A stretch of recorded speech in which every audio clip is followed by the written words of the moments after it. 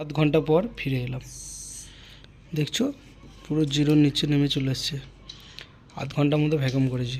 তো ভ্যাকুমটা যত বেশি করবে তত ভালো হবে এসির জন্য।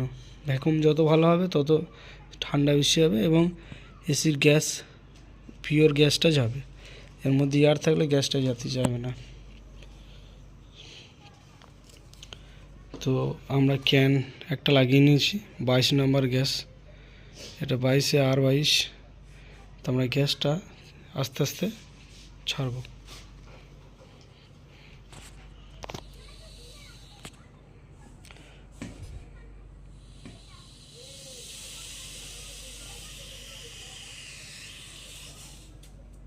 কি হলো?